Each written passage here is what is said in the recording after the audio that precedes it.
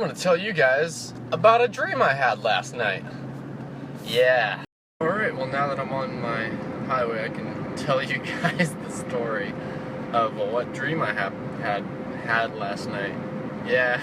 Alright, now let me give you a mental image of where I'm at. Now, I'm at this place, it's like a dry lake bed, but sort of scattered all around are plateaus. Now in the dream, how it started was I woke up and I was just sitting there on the dry lake bed, just looking straight up at the sun. And do keep in mind, this dream is very cinematic, so if you feel like it's too much like a movie, that's just sort of the dreams I have. And at this point, somebody's head pokes into my view, and it was some girl, and she was wearing this cloak of feathers of some sort, and she had a bow and arrow on her back, and all the arrows were in the quiver and things. And I asked where I was, and she didn't say anything to me, but she got me up, and I looked around, and it was just a bunch of people there. And in the center of us all was this monument sort of thing. And now, the monument was shaped like this, like a little arch, and that was it on all four sides for 3 stories up, and then it had a point at the top. And yes, you could climb up the whole thing, and it has ladders the whole way up.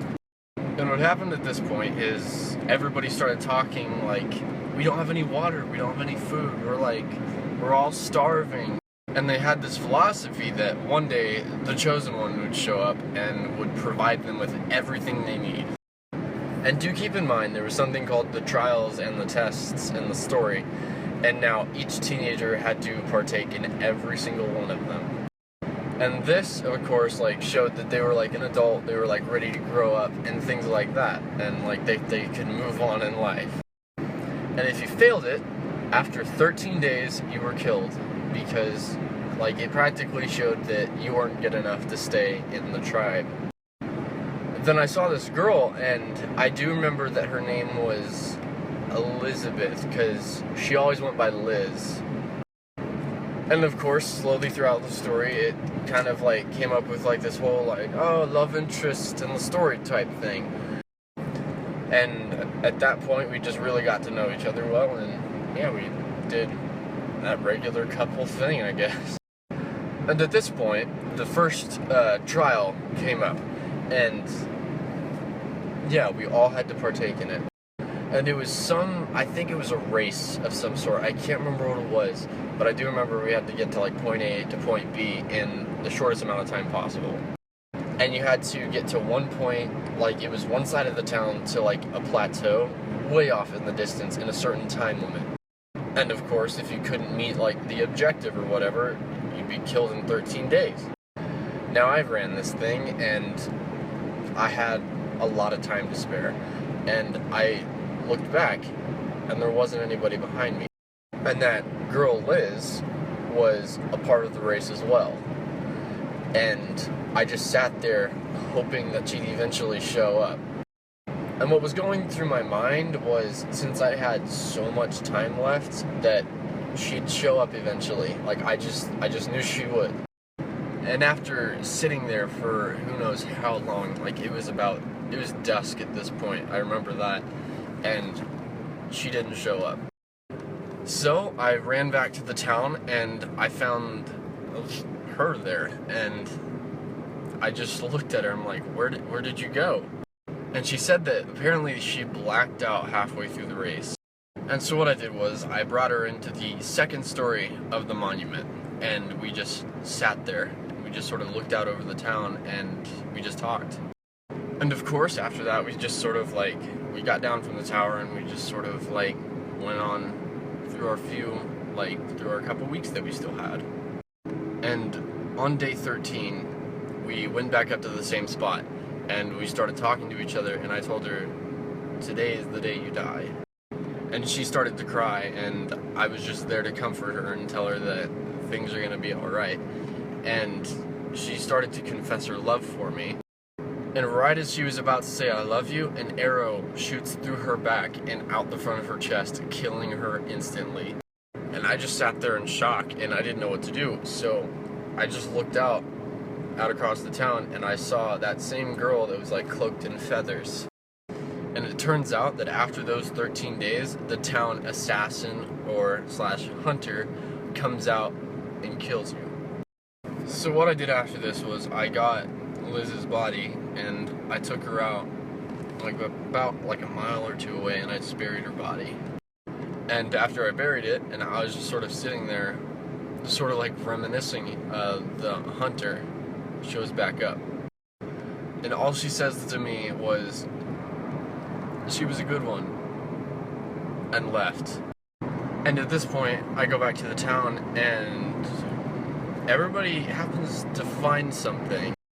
What they found was a wheelbarrow, and it was filled up with water, and whenever it's pushed forward, it started to fill up even more with water, and it started overflowing. And any dry land that it was like pushed over would become this grassy green, like really well treated land. And what we found is that it was hooked up to like this like hose looking thing from the bottom. And at this point, what we did is we got the whole town together and we just followed the hose with the wheelbarrow. And with everybody in tail, I was pushing it, and with everybody behind me, I looked back and I saw our monument all of a sudden just crumble. It fell down, imploded, and just made this huge, just plume of dust. And at this point, we found the head of two hoses, and one of them was spraying out water, and the other one was spraying out fermented dirt. And at this point, all I did was I picked up the hose that was spraying out water, I held it above me, and I just said, "Yes, we found it." And everybody started cheering and saying like, "Oh my gosh, this is the chosen one, like, this is incredible." And at this point, what we found was, it was like the side of a cliff, and what we did was we built the monument up the side of it. And at this point, all we did was just like focus on farming and making food and like providing for everybody. And by this time, it was time for another trial. And after a while, like, we discovered electronics, we discovered like technologies. Like, we made incredible advances and like jumps after we found water. I just thought that was kind of interesting. And so, the next trial was that you had to take apart like some electronic thing, I can't remember what it was, and then put it back together. And you had 90 seconds to be able to like completely take it apart and completely put it back together and make it work again. Now, I did it, and I had 3 seconds left on the timer, because it was like on the actual electronic. And one person specific, I remember this, and one person told me like, "Wow, that was really close." Now, the next person up in the trial was my younger brother, not Benjamin, but my other younger brother, Noah. He's 15 years old. And I watch him go through the trial, and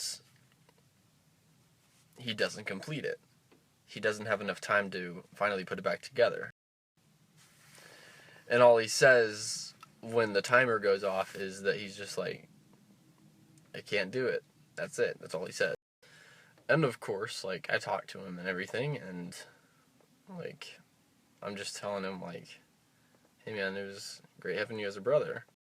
And yeah, it just goes on after that, and we just go about that 13 days, and I find him again, and in his house. And I'm talking to him, and I tell him that this is gonna be the day that you die. And he looked at me, and he just looked at me with like this confused look on his face, like he didn't know what I was talking about.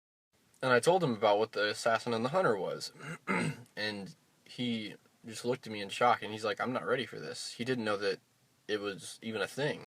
And what I did was, I went out to the town, and I found the assassin, and I asked her, "Is there any way you can skip over him? Just this one person?" And she said the only thing that she can do is just to make it painless, and just to make it a quick death and clean. And so I go back to my little brother, and I'm talking to him, and we're just chatting, and I have to leave to go and get something for a moment.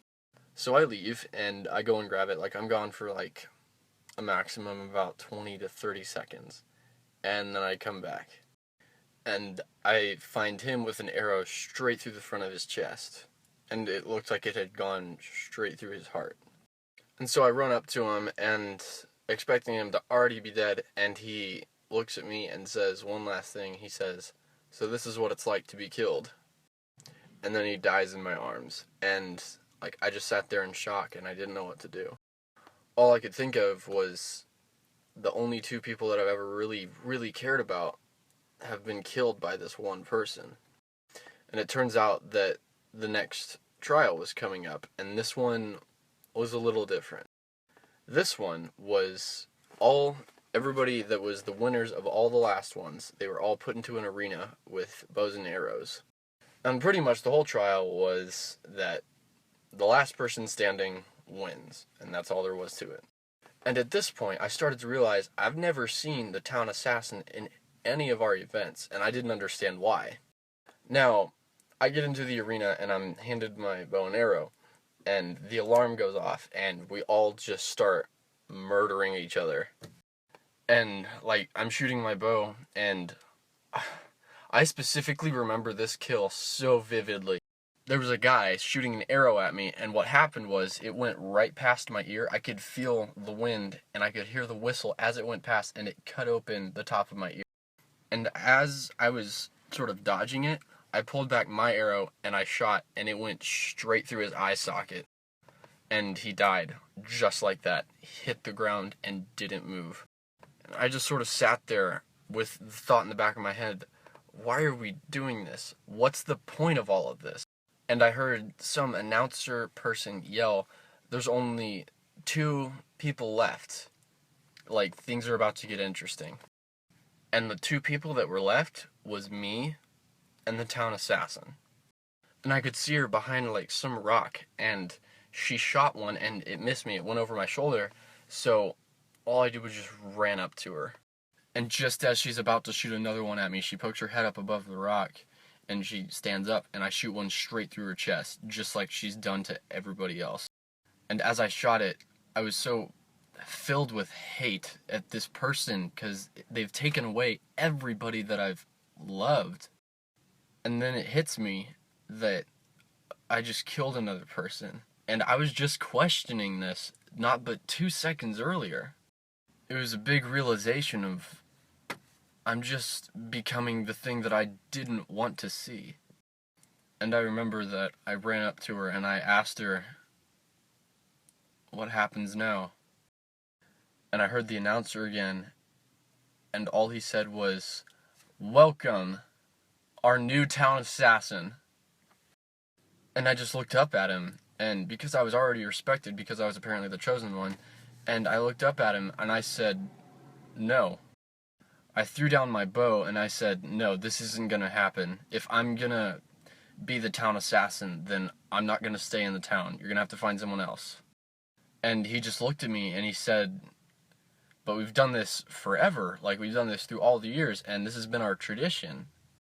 Like, this has always been our way of filtering out the weakest people, like the weakest links, and keeping the strongest in our tribe so we can survive and stay alive. And what I said to him was, you're still killing innocent people.